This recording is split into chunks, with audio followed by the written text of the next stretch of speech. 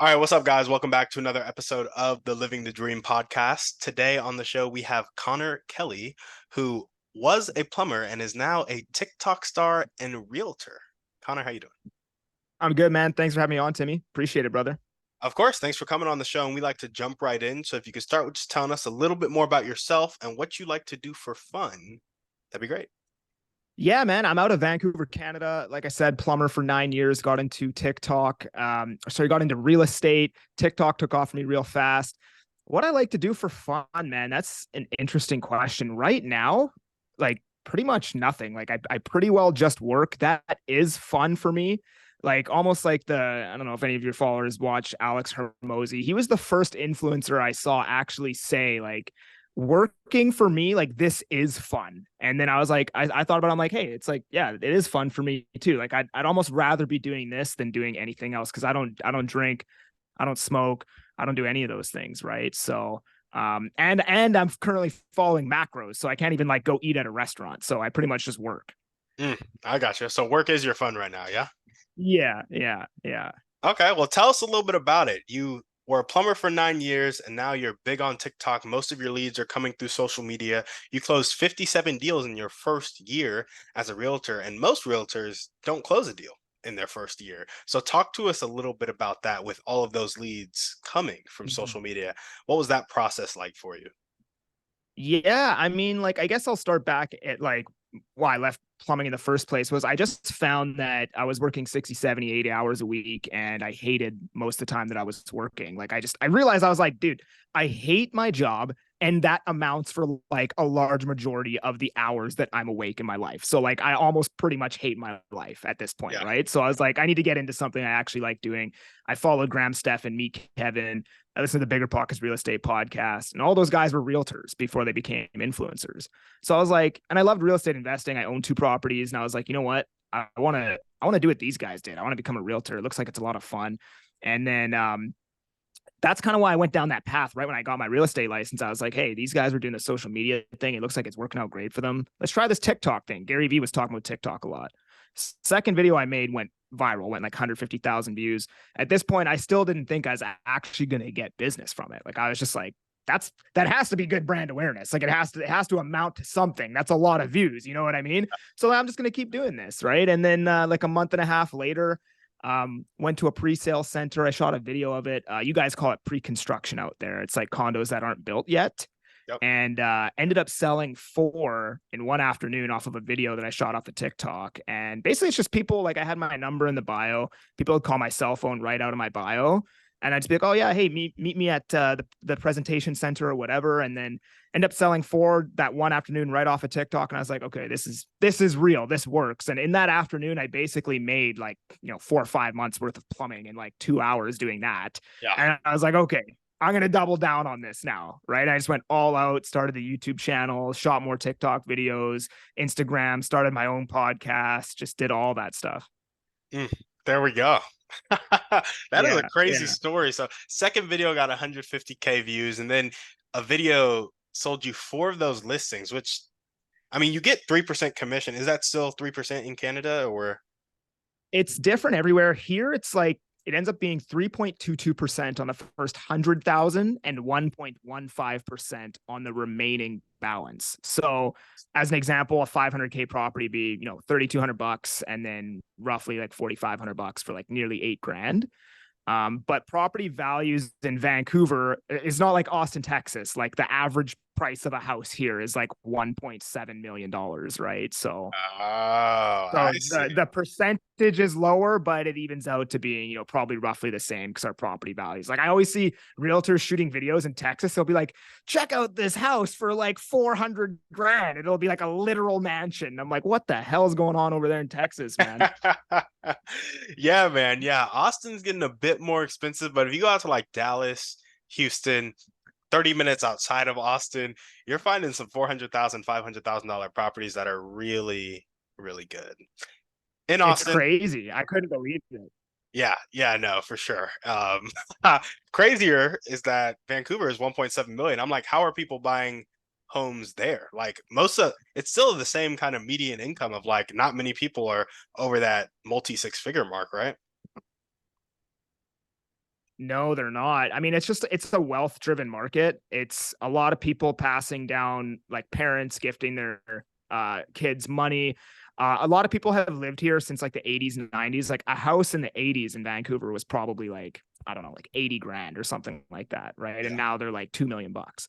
So a lot of people here have a lot of equity and they can put 500, 600, 700 grand down on a house. Right. I got you. So it's just a wealth based market. Right. Like the price to income ratio, the price of a home to the income ratio doesn't matter when you're putting down like $1 million on a house. Right. Yeah. Yeah, no, for sure. That makes a lot of sense. And so you started that. What year did you start your TikTok and get your realtor's license? Only been 2 years, man. And then I was doing a lot of cold calling, a lot of door knocking. Honestly, I had wrote down on a piece of paper like Bart Simpson like 500 times. Like I want to do 8 deals in my first year. I want to do 8 deals. And so I had no plans to do 57 deals. I was like, if I do 8 deals, that would be really good for a first year. And then everything just took off a lot faster than I thought it would because of social media, just like the reach on it. Like I truly believe everybody should be trying to, just like yourself, right? Like build a personal brand. There's so many ways to monetize it. Like you can easily add a couple $1,000s to your monthly income that way. And, you know, with the way things are going and inflation and home prices and all this stuff, it's like, I just feel like you should be doing it. Like it's just such a good tool. It's so powerful. And the attention that you get on social media is still so undervalued in comparison to conventional marketing methods, right? Yeah. Yeah, no, for sure. So tell us a little bit about TikTok marketing because I felt like it was big for a while, then it got flooded, and I would say it's still big, but a lot of people are having trouble getting the views that they were originally getting for just posting any old video. Totally. So how have you adapted to that? And tell us if Totally. we're starting out, what that looks like for us. Yeah. So the thing with TikTok, man, is like if you're a local business, it's the best platform to be on because the way the algorithm works is it pushes out your content based on your IP address. And then based on how it's received locally, it decides to then push it out like internationally, nationally, like interprovincially or state to state kind of thing. But it starts in your own local market. So if you're a service based local business, TikTok is by far the best, I would say. The algorithm changed. Like they did a full revamp sometime in the middle of 2022, I want to say. Before, it was just like, I don't even really know how to explain how it was before, but I can tell you what they did. They basically made it more SEO friendly. So they kind of went like a YouTube route where like your video will get shown to people a lot longer, but it's also a lot harder to just pop up on everyone's feed now. So like when you shoot a video, it's more evergreen, but it gets less views. And it's like you have to really think about like, what am I saying in the video? How am I going to caption this? You have to throw subtitles on it because the subtitles helps the algorithm categorize your video and the hashtags you're using. You have to really think about everything now. Whereas before, you could just hop on, say some ridiculously like captivating or like provocative thing with no hashtags or nothing, and it would just get like 200,000 views, right? The Yeah. algorithm just push it everywhere and it's like you said, like now it's kind of getting flooded. Like the supply demand is like before there were so many consumers and there wasn't a lot of creators. So it was way easier to show up on people's feeds. But then everybody discovered how good the reach was. So now it's like there's a balance between the creators and the consumers. It's just a lot more competition now, but it's still like I still get way more views on TikTok. It's still way more powerful than Instagram. YouTube is definitely the best platform, but it's a very, very hard learning curve and it's a very long term play, right? Mm, yeah. Yeah. I gotcha. Yeah, man. Yeah. So I thought for the longest time, Gary V, he'd be like, just post and just post and just post and post consistently. And a lot of people post for like a week and then nothing happens. And it's like, they quit, right? Yeah. But then he started talking to people. You need to post longer than that. You need to commit longer than that. And so I've been posting this podcast daily on YouTube for a while, and the reach has just been arse. Yeah. And I was actually even cutting up some shorts and putting them on TikTok, but they went from getting like 80 to 100 views per like short. Sometimes it bump up to the couple hundreds, maybe 1,000, and then it just dropped. Like every TikTok video was getting zero, and so what would you say to somebody in my situation who's really trying to expand the reach? Is it just that the content's bad? I need to completely revamp the podcast. Is it more hooks? Like, what is the what would you do in that Podcasts situation? podcasts are hard, man. And like honestly, I don't even have the authority to speak on how to grow a podcast because I'm having the same dilemma as you, right? Like I've been doing my podcast for a year. I probably have like 600 and something subs on it on YouTube. Yep. I think that the issue with podcasts, bro, is like a lot of the time it's really hard to grow them unless you're somebody who's like A already made beast. it. Yeah. Right. Like you have to be like a beast, or you have to be somebody who can bring beasts onto your podcast. Yep. Right. So it's like it's really hard to get the reach because like people have to be willing to listen to you for like 45 minutes. Right. But for somebody growing a podcast, what I'd tell them is build a personal brand, like build you. And then as a result of you getting built, the podcast will grow. I Yeah. think that's probably an easier route. It's more work, obviously, but I think you're like anyone who's putting out the content consistently every single day is doing the right thing because social media is a skill, and the more you do it, the longer you do it, you'll grow that skill and get better at doing it. Right. Yep. And then every 6 months, every year, your content will evolve and get better. And then you'll speak better and you'll just be a more captivating speaker. You'll capture a better audience. And it just grows over time. Like you can't go wrong just doing something consistently over a long period of time. Like eventually you're going to get results from it. It would just be unreasonable for you to not get results. Right. Yeah, that's kind of the mindset I'm hitting with right now, where it's like I'm posting the podcast daily. I committed to 10 years of it. I was like, I'm gonna go daily for 10 years. I'm about a year and a half into that. So I have about 8.5 years left. It's like, well, I haven't seen the like super benefit yet. It's like I'm only Yeah. 15% of the way there. Like stuff could Yeah. pop Yeah. off at 25%, 45%, in which case it's 4.5 years into posting daily, which is Yeah. just it's a good perspective shift. But I was also thinking in the meantime, I will just become a literal beast. Like I'm gonna buy this real estate, I'm gonna buy these businesses, and I'll have the money to really put the team around me to take care of the social media marketing. And like Alex Hormozy, he doesn't spend money on ads, but No, he probably pays his team 70 to $100,000 a month to like that's the thing. really create his content like it's created. And Yeah. so there is still a cost to that quality organic content, pushing it out as much as he's pushing it out. And like I'd say the biggest thing for me is like market research on the videos. Mm, I'm just not willing to do it. no, It's me not that I neither. can't do it. I'm just not willing to like really go deep into like the forums of Reddit and the comment pages of my Dream 100 and like It's just not understand. your passion. Yeah. It's just like if you don't like doing it, then just don't like do what you're good at. You know Yep. what I mean? Like if you're good at staying consistent and putting out the content, do that. Right. And then later on, I mean, you got the right mindset. That's like I took the same approach. I was like, in 3 to 5 years, maybe I won't have to make cold calls anymore. Yeah. Luckily, it happened in like 3 months, but that wasn't the mindset going into it. I was like 3 to 5 years, if I just do this every day, it'll Yep. pay off.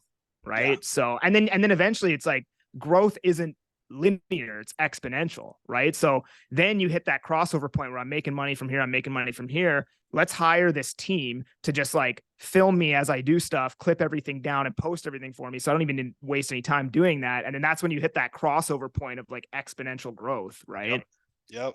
No, absolutely. I'm right there with you. So yeah, that's kind of the mindset I'm approaching it right now. But there's also the always looking to optimize. So if there's a system I can put in place right now, obviously trying to put that in place. But no, I appreciate that. 100%. Yeah, yeah, Yeah, yeah. man.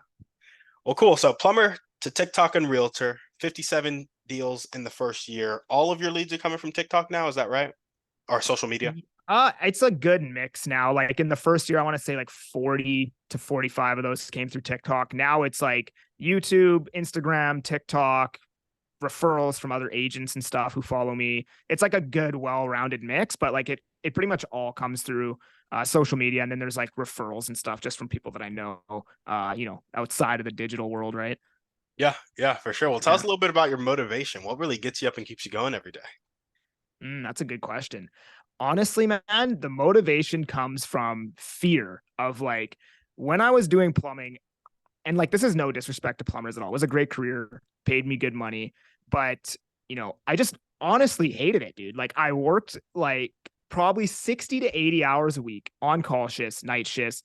I was on call. Like it felt like forever. Like anytime I ever saw my friends, they'd be like, "Oh, are you on call tonight?" Everyone would be so worried if I was on call because I'd always like show up and then leave in 10 minutes. Yeah. Right. So I did that for years. And then it got to the point where like I started drinking and smoking and whatever just to cope with the fact that I hated my life so much. And then just like everything was falling apart. Right. So now I'm at a point where like I'm so good. I like where I'm at so much that I don't want there to be any possibility of me going back to that. Yeah. Right. So the motivation comes not so much from I want this, it comes more from I don't want this to happen. Yep. Right. Yeah, no, absolutely. I feel that. I feel that. I think there's a bit of both for me in the sense of like I want this better life. I want to be able to provide for my family, but I also don't want to go back to that sense of helplessness that I felt. Like even though most of the results haven't shown up, I've never been more confident in myself and more of an action taker and like not having fear have a hold on me than I am right now. And 6 years ago, 7 years ago, when I was in high school, I couldn't say that. Like it was just didn't like that life. So there's a bit A of hundred both. percent.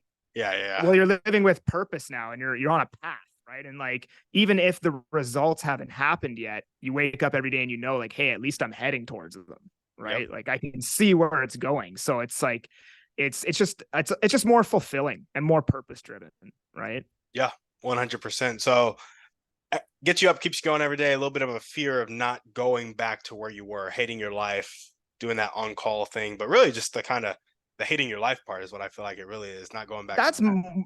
exactly like that's more of it. Like obviously, like I want all the nice stuff. I want the nice car. I want the big house. I want all of that. Um, but at the same time, like that's just gonna come from as a result of me doing what I enjoy. And I enjoy my life most while I'm producing, right? So as long and if I just keep producing and keep enjoying my life, all of that stuff will come later on as a result of me doing what I already enjoy, Yeah, right? So it's more so for me of just like I just want to do these things so I don't go back to living like that, right? for sure. For sure. Well, tell us about your dreams and goals, man. What's your vision for your life and your career? Where are you going? I want to be the most well-known real estate agent in Canada. I just recently started a coaching program to teach people, mindset, habits, all that stuff with social media.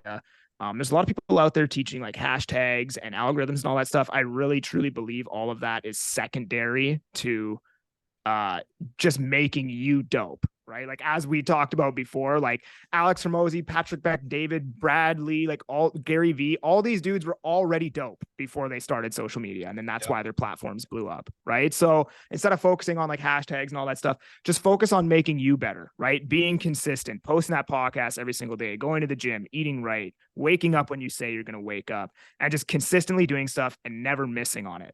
So eventually, after I become most well-known agent in Canada, I want to move into, a coaching role where I coach people and then keep growing the YouTube, keep growing my socials, keep doing all that stuff. And then eventually I want to get, the Rolls Royce and the $2 million house and all that kind of stuff. Right. Yeah. So, and Yeah. maybe like a property in like Miami where somewhere where the weather is like a little bit better than here. Right. I got you. I got you. Yeah. Yeah. Curious, when you see yourself coaching people, is it like coaching realtors in the form of like you're their broker or you're their lead agent, or is it more just a traditional coaching business? Traditional coaching, one-on-one, mastermind type of stuff. I have a coach right now, Wes Watson. He's awesome, man. I don't know if you follow him. You should definitely check him out though. But Yeah. I have a coach right now. It's been amazing for me, life-changing. And I kind of want to just, basically take the system that he's using right now and implement it into like the real estate industry, helping realtors, mortgage brokers, and then maybe eventually branch out and just go more broad and like be willing to help anybody, right? But in the beginning, you kind of want to niche down and teach what you already know, right? Like because I think the perfect criteria for hiring a coach is hire somebody who is where you are and has been where you are now, Mm, right? So in the beginning, as you start your coaching career, you kind of want to coach people that are in the same space as you but a couple steps behind you, right? yep. Yeah. No, absolutely. I'm right there with you. Well, cool, man. So we got most well-known real estate agent in Canada.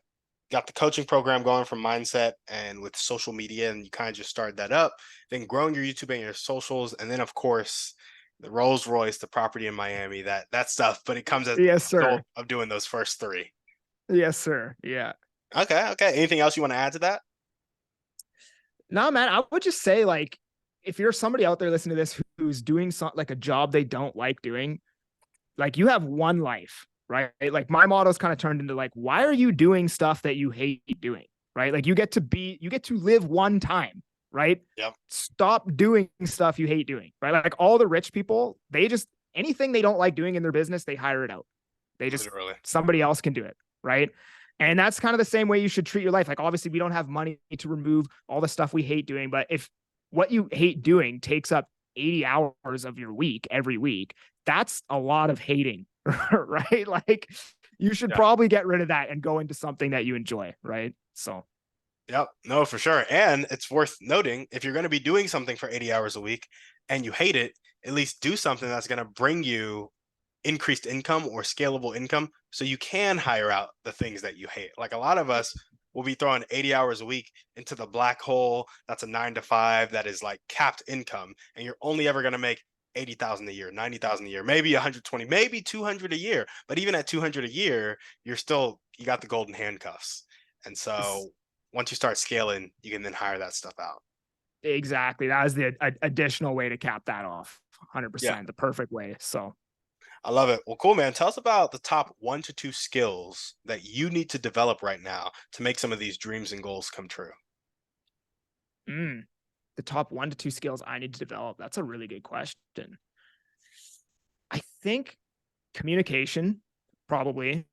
Mhm. I think communication is a really high paid skill. Like even me just saying that, like, I need to remove that out of my speech, but I can't. Yeah. The likes and the ums, I need to get that out of my speech. Communication, definitely. And then just overall, like, attention. I think getting attention is a skill. I think it's definitely one of the highest paid skills right now, especially with the way like we are in an attention economy right now. I would say, right, if you look at all the highest paid people out there, they're amazing at grabbing attention, right? Conor McGregor is the highest paid UFC fighter of all time, but he's like probably not even top five, right? And then, you look at people like Jake and Logan Paul, what do? They just get attention, right? Yeah. So I think getting better at being able to grasp people's attention, I think, is a skill that I should improve on for sure. What do you think are the keys to really getting attention? I have some thoughts on it, but I want to hear your thoughts first because it really, like Logan Paul, Jake Paul, they're so young. Well, how old are they? Are they late 20s now? I think they're Early late. 30s? I think Logan is probably like 31 or something like that, and I think Jake is like 28. I got you. I got you. But still, they've been in the game, so I guess they've been doing it for maybe 10, 15 years. But they are relatively young, and they are really, really good at getting attention. And so, if they were to come on the show right now and be like, "This is how you get attention," what do you think they would say about it that we miss? I think they shot so many videos that they got so comfortable on camera that their personalities just shined through the camera so well at all times is kind Yeah. of what I think, right? Like even me, like I still speak a little bit more robotic than I want to speak when I shoot videos. And like people would look at that and be like, you don't speak robotic at all. But like I know the way that I speak in person when I'm actually talking to somebody, and then the way that I speak on camera is still a little bit different. Like that could be refined a bit more, right? So I think they just shot so many videos over a long period of time that they got so comfortable that authenticity came out. And then they just, as they got more confident and got more results, they just took on bigger tasks and shot bigger videos and went after bigger things, right? So Mhm. Yeah. So one, the compounding nature of it, like getting skilled here and then scaling up, scaling up, scaling up. Now everything they're doing is really big, but then also being skilled enough to have that authenticity come out on camera. yes, I think they're just extremely comfortable on camera. They speak very well on camera now. It's just like, when they talk on camera, it's just like a conversation that they would be having with somebody off camera, right? Yeah. So and then obviously, like we talk, it compounds too, because another big portion of attention, unfortunately, is having the lifestyle to go with it. right? Because the lifestyle provides that social proof. It's what do you call it? Pattern disruption. When you have a roll, when you're standing in front of a Rolls Royce, most people are going to stop scrolling and look at the screen and be like, "Who the hell is this guy with the Rolls Royce?" Yep. Right? So it's pattern disruption, right? So, but if I had to say one skill that I could improve on that would really help me in my business right now, I think it would just be gathering and keeping people's attention. Gathering and keeping people's attention. Yeah. Yeah, The social proof is key. Like it is. social proof, it goes so what's the word I'm looking for? It's just like under what is the word I'm It's looking for? Do you know the word? they call it so in sales we call it the Jones effect, right? Uh-huh. So social proof is kind of like the Jones effect, right? So like if you're closing a prospect, you'll be like, oh hey Mr. Jones, let me show you why. I know you think it's not a good time to buy right now, but let me show you why it actually made a lot of sense for a lot of my other clients to buy right now. Mm, Right? Like that's the Jones effect. That's social proof. It's like you should buy because they're doing it. Right? So it's like what that provides, like having the car and having the money and having all this stuff, is it provides that proof that like, hey, this guy's actually doing something pretty sweet. I got to see what he's doing. You know what I mean? yes. So Yeah. Underestimated was the word that I'm underestimated. looking for. Social proof Yes. is very important and often is the reason people make decisions. Like because so many of us are like herd animals almost, where we just kind of go with the crowd, keep up with the Joneses. Maybe that's where that keeping up with the Joneses comes from. Totally. Totally. But No, yeah, 100%. It's a big portion of it, right? So it's like a lot of it on social media too is like you got to show the lifestyle. I don't have the lifestyle to back up what I talk about. I've just been providing the information and the value. But it's like one of those things. Like you could probably go lease a Lamborghini for $3,000 a month and make that money back just in the views that it would get you on social media, right? yep, And that's just the way it is, right? it is. Hey, people Yeah, like what they like. exactly. Well, Connor, what are the highest impact daily actions that are going to tick the needle forward towards your dreams and goals for you right now? All right. Well, going to the gym for sure. First thing in the morning, I wake up 4:30. I hit 20 burpees, wakes me up right away, and then I go to the gym. Never miss on those two TikTok posts, 3 YouTubes a week, one Instagram reel, and then I make sure I post at least a couple stories on Instagram. And that's my blueprint.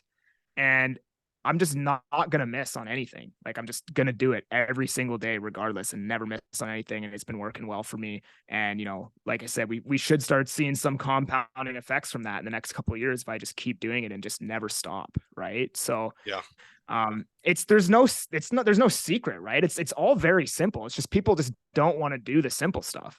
You know what I mean? It's like in real estate, right? Everybody knows if they go knock 100 doors, they'll make 500 grand probably. But nobody's going to go outside and knock on 100 doors, right? So it's Mm, like it's not that you don't know information.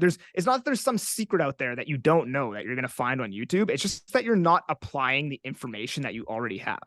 Right. So I've already gathered the information that I know this works. And now it's just applying it over a long period of time. Right. yeah. One of the funniest things for me has been listening to Alex Hormozy. He talks about his customer financed acquisition. And he's like, the mindset shift that he made of instead of wanting to pay the least for a customer, you want to be the person who's paying the most for the customer because that means the customer is the most valuable to you, and that'll come across in all the business ventures that you Everything do you do. with the customer, right? But what shocked me was that paying more for the customer because I was always in the mindset of trying to cut expenses, cut budget. And he was like, no, just raise your prices. Like, if you are charging $15,000 for something, you can pay $10,000 to get one customer. And so then the question is, are you going to pay $10,000 in ads and at $8,000 see that you don't have a customer yet? Are you going to freak out and stop the ads? Or are you going to keep going till that $10,000? Are you going to spend $30,000 and let it average out to three customers? And so just that nerve of like sitting in there and like being willing to do what the people who are successful are doing. Like some people are spending $1,500 a day on ads. How many of us would be willing to spend 1,500 of our own dollars per day to market an offer that we came up with? Very few of us. Exactly. Very few of us. Exactly. And like to that point, it's like you were saying, like a lot of people never they don't do the amount of volume necessary to actually like troubleshoot what the problems are that they're encountering, right? It's Yep. like you said, most people shoot 5 videos and be like, social media doesn't work. I'm gonna go back to doing whatever else I was doing before, right? Well, you didn't shoot 700 videos over the last year. So how do you know it doesn't work? Hmm. Right.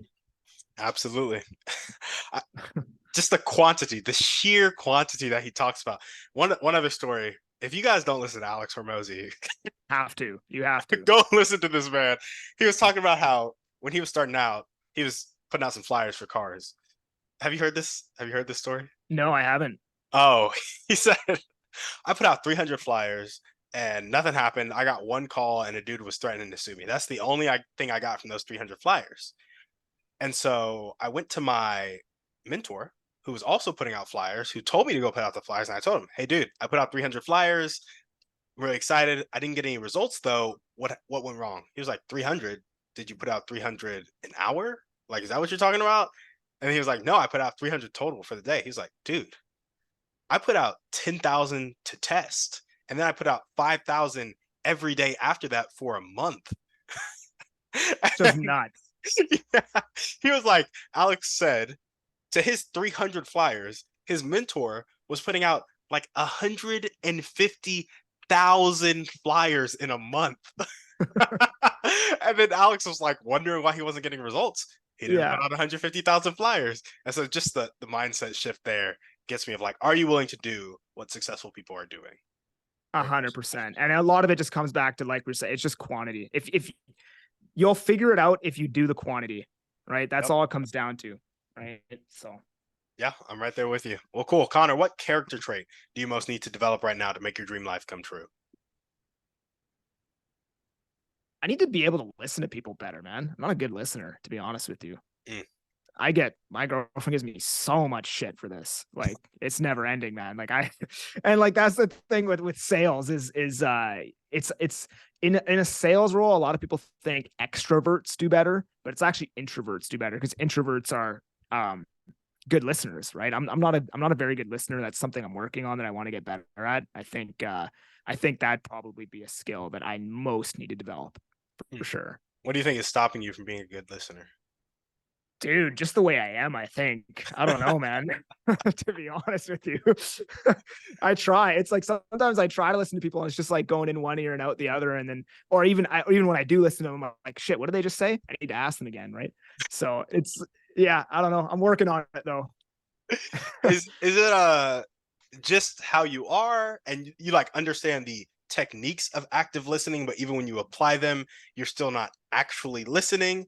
Or is it like you don't care about what they're saying, you don't like them enough? Like if Alex Hormozy came and talked to you for an hour right now, would you be listening then, or would you still have trouble listening to him as well? No, that's a good point you bring up. I'd probably listen to every word Alex Hormozy says.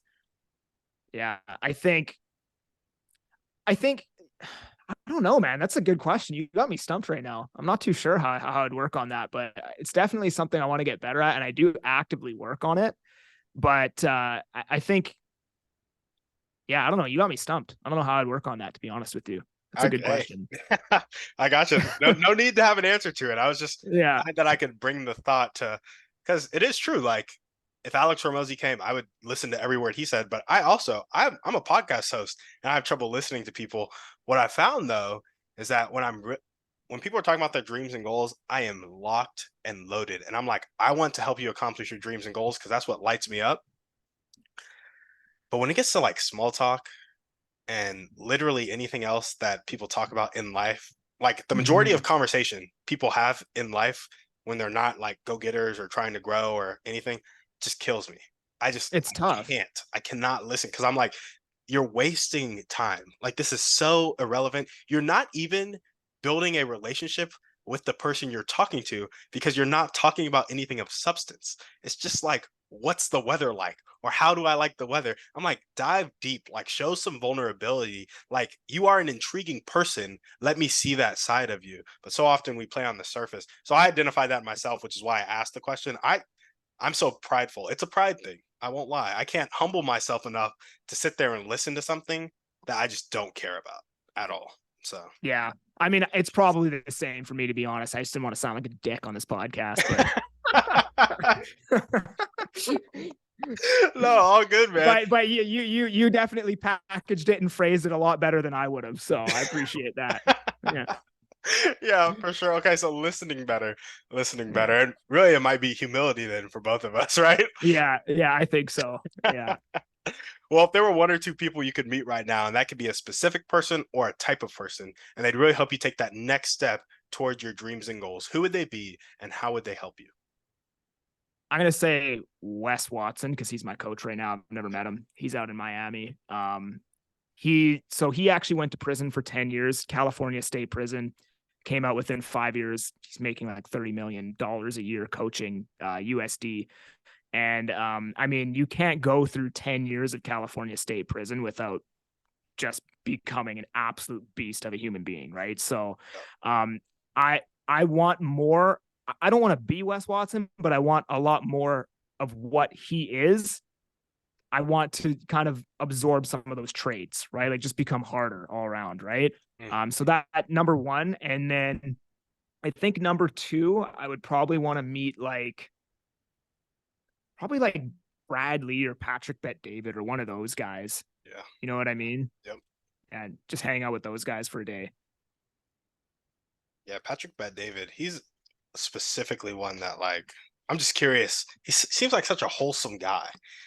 Like he killed it in business, and now he touches on other well-rounded. He touches on other Yes. topics like politics, kind of the dynamic of the family in America. Like he's really just doing his thing, right? He killed it in He's the not insurance niche. game, and yeah, Yeah. He's as broad as they get as far as influence goes. So yeah, I think that's kind of the way to go today. Like even like Ryan Pineda was saying, like when you're growing your personal brand now, you want to do one niche post followed up by two broad posts, mm, right? Because it's really hard to be niche nowadays because you kind of need to capture that cold audience with the broad posts. And then they see, oh, this guy's actually like a real estate guy, yeah. right? So yeah, I mean, I think that's something Patrick Bet David's doing really well. Is he's just super, super broad and he captures, pretty much everybody, right? He touches on everything. So Yeah, something that was so shocking to me was, do you know who Cody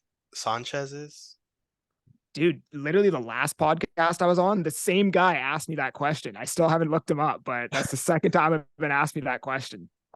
Really? Well, it's funny. Yeah. She's actually a girl, and she is all Oh, I about do know who she is. Yeah, she buys businesses, right? yes, yes, yes, Yeah, yes. I do know. I know who she is actually now. Yes. Okay, yeah. So Cody is all about buying boring businesses, small businesses, helping people do all that. Buys them herself, has a coaching program, all that stuff. But it was really cool. She was dissecting Ryan Reynolds, and Ryan Reynolds recently became like a billionaire because he started as an actor, then he got into business, and I his heard unique that. way of doing business made him hundreds of millions, if not $1 billion. And what it was is that he monitors the news. And when a big piece of news comes up, when something is trending on Twitter, he immediately takes his company and makes a commercial tied to that piece of news. So everybody is looking at the trending thing about what was that boat or that submarine that was in the Oh Titanic. yeah. Yeah, Like the submarine. exactly. Something like that everybody was talking about. Like I didn't even have to go. I didn't find it on social media. I heard it from like 5 or 6 different people that I ran into in different pockets of my life. So it's really trending. Everybody knows about it. He would go make a piece of content or an advertisement that is linked to that. Not necessarily about that, but his company would just incorporate that in the ad. So then it has a larger reach, right? Like it has that Interesting. viral effect, virality effect, just because it's attached to a big name. It's borrowing the attention from that concept. And he did Mm. that over and over and over and over and over. Like he saw this one commercial where this actress was trending in a commercial with a big company. The next day, his team booked that actress for a commercial and released it within 24 to 48 hours. And obviously, her brand goes up, but he's also borrowed the attention from the successful branding that Mhm. other company did. And he got a bunch of customers to his business like that. I thought it was so interesting because I've heard about it before. Like Logan Paul, I think, talked about it when he was first getting started in YouTube. He was like, dude, like making good YouTube videos is easy because there's a blueprint for what's working. You just go to the top trending videos that day, and then you make a video like that and you Hmm. capture the attention. So a very similar concept, or even like we talked about earlier, having big name people on the podcast. It's all very similar. Of like Russell Brunson talked about this when I asked you about traffic. I wanted to bring this up. How traffic is like a river and it's just flowing. It's already there. Like there's already billions of eyeballs on the internet. You just have to figure out a way to get in front of that traffic. So when you attach your name to people who have a lot of traffic, you get more of that traffic. And so Right. just a It's cool it's concept. basically branching off of somebody else's momentum, right? Yeah. That's why podcasts work so well, right? Because you get the opportunity to bring on guests and kind of run off their momentum too, right? So Yep. 100%, completely agree. I mean, and honestly, with the way the algorithms are now, it's really hard to get found organically. You kind of need to be cross promoting, like cross marketing your audience with somebody else's audience, and you bridge your audiences, and you just keep doing that over and over and over, right? So Yeah, no, for sure. That's the one thing. If I've been thinking about making a change to my podcasting, it would be bringing on the higher tier guests. Like I had the author of The Go Giver, Bob Berg, okay. on the podcast, and that was like the first. He was a bigger name to me. I don't even think he's that big, but I read that book and he seemed really distant. And then he came on my show and I had an hour-long conversation with him. And it was really cool because my show, it's not that big now, and it definitely wasn't big back then. And so just the power of like switching the focus of like instead of pod match, which is great, right? Yeah. Pod match, everybody who has 10 followers is trying to network with everybody else who Yeah. has 10 followers, right? Versus like if I only reached out to people who had 500,000 plus followers, how many of them would I be able to get? Would I be able to get 365 of them on my show within a year? Because, I'm posting daily. I think so. I think I might be able to. So if I've been thinking about changing one thing, it's who I'm prospecting to for podcast guests, because I feel like that would Yeah. help me grow my brand as well. 100%. 100%. And again, it goes back to social proof, right? All people are like, wow, this guy must be somebody if so and so is talking to them on a podcast, Yep. right? Yep. So Absolutely. 100%. Cool. Well, Connor, now we're going to jump into our thriving three. So the first question is, what's your favorite book, movie, or podcast? Pick one of the three. The Compound Effect by Darren Hardy. Um, Solid. it's basically like Atomic Habits by James Clear, but I like the Compound Effect better than Atomic Habits for some reason. I don't know why, it just resonated better with me. I've read it like 5 times. That book changed my life. Favorite movie, Forrest Gump. Love that movie so much, man. Yep. And then what was the third one? Podcast. Favorite podcast? Yep. Well, right now it's probably Alex Hormozy's The Game, I would say, but I've had several in the past. Like I used to listen to the Bigger Pockets podcast all the time. There's one in my market called the Vancouver Real Estate Podcast, and then there's also Bradley's Dropping Bombs podcast is pretty good too. So, but yeah, number one right now, I'll give it to The Game because Alex Hormozy's just like his stuff is just so practical, right? Like he doesn't just like give you theory. He's like, actually go do this and this, Yep. right? Yep. He just hits. And then it's like, Yeah, I love it because he hits and he's hitting from like that $100 million brand, right? He's gonna have to change. He's exactly. gonna have to change his brand to a $1 billion offers, or because he's about to hit It, that billion here pretty soon. exactly. Um, Exactly. but yeah, like he was like, make 100 of any activity for 90 days, and you'll have more leads than you know what to do with. Whether that be 100 cold DMs, 100 cold calls, 100. You'll either have more leads than you know what to do with, or you'll be way more skilled in that area. And he tells that was one of the first things he said when his brand started getting bigger. And so many people hear that and they just don't apply it, like we talked about They earlier. just don't apply it. And it's just like, man, the quantity solves everything. It's like either you're gonna get your result or you're gonna get better at this so you can Yep. start getting the results. Like you can't lose if you just do it, if you just do And, the work. and it'll help you know what questions to ask, which then will get you the answers you're seeking. And so before I started this podcast, I wouldn't have been able to tell you like definitively that getting better, getting like more well-known people on the podcast was A, possible, and B, much more beneficial for you. But then my podcast episodes that have the most views was because of cross promotion. Like they had the most engaged audience. And I also didn't know about the engagement of an audience, but through posting 600 episodes of the show, I learned a lot. Even though the show hasn't blown up yet, I know to redirect and have the confidence to redirect towards, higher name guests with engaged audiences. And I know kind of what questions to ask, what to measure.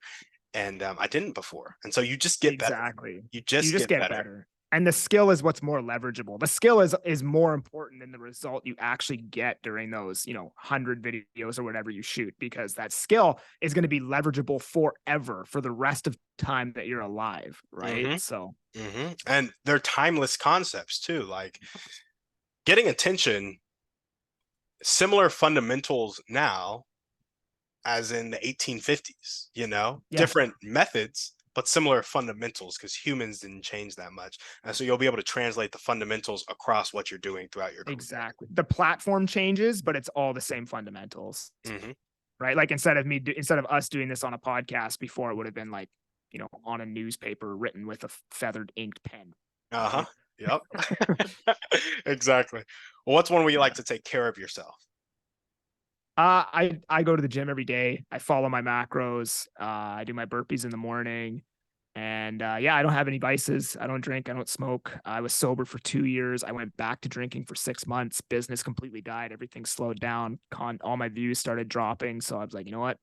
That's it. I'm done with this forever. So I put down November 2022, stopped drinking again, no smoking, no nothing. And now it's been, I guess, like 8 months. And yeah, business blew up. Everything's going well. Content's going well. And I'm just going to stay probably no vices for the rest of my life at this point now. I just find I'm a lot happier that way. So, Yeah, for sure. And what's one action step you can take right now or continue to take if you're already doing it to meet and work with Wes Watson, Bradley, or Patrick Bet David? One of those three. dude, honestly, I could just pay them. I could just be like, here's 15 grand. I'm going to come hang out with you for a day. Here's 30 grand. I'll come hang out with you for a day. And There we go. honestly, it would probably be worth every penny if I did that. So, I love it. All right, final series of questions now, all about beliefs, limiting beliefs, abundant beliefs, all that good stuff. What is one limiting belief that continues to pop up in your life, if any? one limiting belief. I used to have a lot of limiting beliefs. My mindset has really opened up and changed over the last year. I guess what's a limiting belief for me is more so time frames. Like I know like there's nothing that I'm really like I can't do this, but I'm like, "Oh, I can't do that in 3 years or I can't do that in 5 years." But it's like, why not? Why Yep. can't you do that in like 5 years? Why can't you do that in 3 years? So I think that's probably a limiting belief because obviously you don't want to put time frames on stuff. You just want to keep executing on your daily activities. But at the same time, if you believe you can do it quicker, you're probably going to do it quicker. Mm-hmm. 100%. Elon Musk said, maybe it was a misattribution of a quote to Elon Musk, but take your 10-year goals, try to do them in 6 months. You'll definitely fail, but you'll be a lot further along than you would have been otherwise. And so there's something, definitely a type of person. Like you need to make sure you know what works for you and where you're at in your life, but trying to put and accelerate that time frame may be beneficial for your dreams and your goals, depending on who you are, what your circumstance is. But it's something to think about, and Exactly. it's very much like I asked the question. So I raised capital for a private real estate fund in my W-2, and we set our goal at 20 million. And then I asked myself the question, I'm like, is there somebody who raised 200 million in the past 12 months? The answer is unequivocally yes. 100%. And I'm just like, why did we set our goal at 20 million if we could be around people who are raising 200 million? Because you also, if you had given me the goal of raising 200 million in this next 12 months or 6 months or whatever it is, I would have came to you with a different method than I came to you with for the 20 million. And so it's just something to think about Exactly. of like, how is your time frame affecting the amount and speed of action you're going with in your day-to-day life? Good question to ask yourself. Exactly. your brain will automatically start seeking bigger opportunities to actually accomplish that goal. Because like, you're like, oh, if I want to hit 20 million, I got to go talk to these people. But for 200 million, you're like, well, I can't talk to those people for 20 mil for 200 million. I gotta be talking to these guys for 200 million.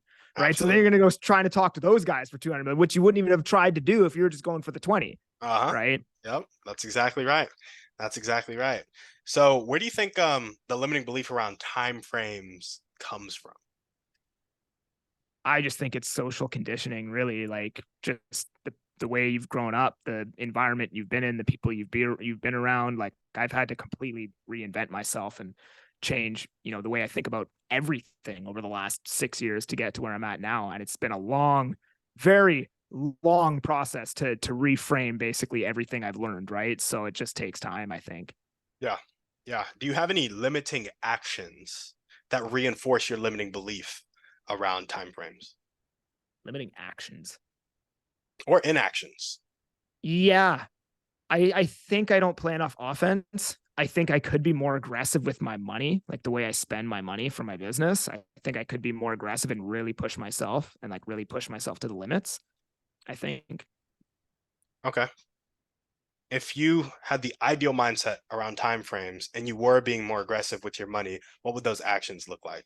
What would you be doing with your money right now? It's a good question. I would I'd probably be taking that 15 grand, giving it to Wes Watson, flying out to Miami to chill with him and his buddies, whatever, for a day, and just getting in front of his audience. Because I mean, he has an in-person mastermind every month. It's like 10 grand or whatever, but it's like 13 grand Canadian after the conversion, right? And then you got to fly there and stuff. So it ends up being probably like 15, 16 grand. But you go to the mastermind, you get in his YouTube videos, you get on his page and everything. And then obviously that's a lot of attention there that you're getting, right? So and then obviously just the mindset that you develop from being around that group of people too, right? So, that's probably one thing I'd spend money on. I'd probably hire a full-time, marketing staff that follows me around, shoots content of me, clips everything down, posts it for me, edits my YouTube videos. So I don't have to do any of that stuff, think about anything. I just have to be me and shoot the content, right? Yeah. But So, again, it's a lot of money. uh, so I guess the question is, which of those do you have the money for? It sounds like with closing 57 deals, you definitely have the money right now to do the Wes Watson mastermind. How much do you think a full-time marketing staff would be for like a videographer? You'd really just need a videographer and maybe like an agency to clip up videos for you, right? Yeah, I think it probably costs like 7 grand a month, I want to say. Okay. Um, I I probably could do it, but I also want to upgrade my living situation and get a new house. So between the house and that, my expenses would it would be astronomical how much my expenses would go up. So Yeah. but I could do it. I could do it. It would just be freaking scary, man. It'd be really scary, but I could do it. I gotcha. I gotcha. Yeah. A funny thing, Grant Cardone, when he was on the come up, right before he was, 10 at Mr. 10x, he was talking to one of his billionaire friends back when he was a millionaire, and he was saying, he was just talking about his car, his house, or wife, or whatever. They were just talking, and his billionaire friend was like, "Grant, you have more money in your home than you do your brand right now. Why would you expect your business to be any bigger?" So the question I have for you is, which of those two leaps are you willing to take right now? Are you willing to Well, commit to right now? I have a fiance, so I got to get her a bigger house. So unfortunately, the house is going to be bigger than the brand for a little bit, but I'm going to actively work on the brand as much as I can to at least get them to a balancing point in the next year or so here. I got But you. I got we you. got to get the bigger house first, unfortunately. How much bigger? How much bigger on the house? What's your PD payment going to be? Or your monthly mortgage? Well, I'm going from a basically $400,000 condo to a $1.1 million house. So my mortgage will probably be like $7,000, I think. Yeah, So 7, maybe even it's 8. yeah, it's going to be a hefty payment for sure. Plus property tax and all the other expenses too, right? So it'll be it'll be bigger than the brand for a little bit, unfortunately. I gotcha. I gotcha. Yeah. Okay, so 10K for the house. You said it'd be 7K for the brand, and and then Oh no. other just like real estate expenses. So yeah, so I'd be basically running at like 20K a month or so, probably. Okay, okay. And 57 deals. Have you kept that? Like you closed 57 in the first year. What'd you close in the second year? Was it similar, different? Did it drop off? Well, I did. It dropped off because technically I'm at 2.5 years right now, but the next year following that year, the market was completely dead here. So Mm, like that really sucked. But now in 2023, I'm at about 25 deals halfway through the year. So I'm on pace to do roughly okay. the same in like a full calendar year. So you're still pacing. Um, An average commission per deal? it's like 8,000, I think. Okay. Maybe a bit less, maybe like 6,500. And then I also manage a team of 25 agents who make me probably 4 to 6 grand a month. I want to say 3 to 6 grand a month. Oh, dude, you got this in the bag. Yeah, I could do it, man, but it would be pretty scary What because would be like scary? if How quickly do you think that you'd see the return though of posting more content and having that team cut up the clips and um, how many more deals do you think you would get in the next year by hiring this team? So you're paying them 7K a month. Do you think they would get you an additional deal per month? I don't think so right now because I'm super busy, but I'm not busy enough that I don't have time to do the content. So when it gets to the point where I literally don't have the time, then I think I could do it. But one thing I could implement is I could hire an, I guess a better way I could have answered that question was I could hire an editor for my YouTube because Okay. I could get somebody to just spruce that up and make those videos a lot better. And that would probably only cost like 2 grand a month because I shoot 3 a week. So maybe that's what I should do. That might be a better way to go about it because I don't necessarily need to spend 7 grand right now on that. So I gotcha. I gotcha. yeah. Yeah, okay. So the editor for the YouTube, but not necessarily the whole team to kind of follow you around and clip it up.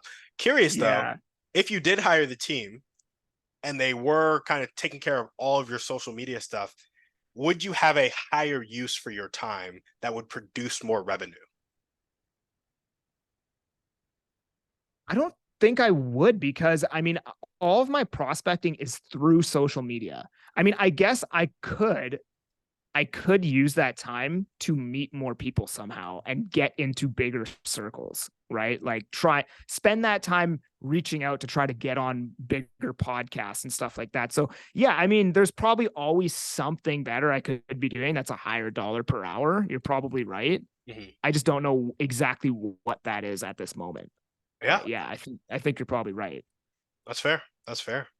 Well, that's why I asked the questions, right? Because now you have something to think about. If like we asked this question today, if in 3 weeks you come across some other agent that's doing very similar to you, and they're like, "Oh yeah, but 2 years ago I hired a team, and now I've been doing this, and it tripled my business."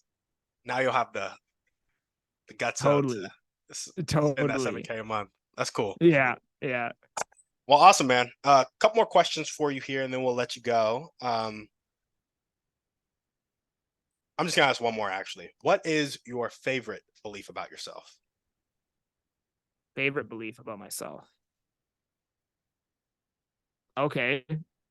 This is okay. I just think I think I'm pretty good at what I do, I guess. Like I don't think there's anyone better in my market at what I do. Like when it comes to social media, I don't see any realtors out there doing the quantity that I'm doing as well as I'm doing it, as often as I'm doing it, and as consistently as I'm doing it. So I would say that's probably the favorite belief about myself for sure. Hmm, there we go. Ooh, I Yeah. guess another question I have for you. Sorry, I know I said that'd be the last one. No, please, please. Would there be a way to increase the value of home you're selling if you had more time at your disposal? So if you hired the team, would you be able to refocus on a higher dollar value to increase that average commission and, ultimately see more revenue? Or is it like there's not really a way to refocus for instead of 1.2 million, 2 million, 3 million, 4 million? There definitely is, but I think it evens out because with luxury real estate, yeah, I could sell $3 million homes, but there's a lot less of them and they take longer to sell. Whereas I could, you know, there's a lot more condos turning over every single day. There's a lot more townhomes turning over every day. So instead of selling one $3 million home that takes 3 months to sell, I could just sell like 10 townhomes or, 10 condos or whatever. And it's the exact same result, right? Makes sense. It's more work to do this for sure, but cash is also turning over a lot quicker through the business, right? Yeah. So Yeah. No, makes sense. Cool. Well, yeah. Conor, that's all we got for you, man. Thanks for coming on the show.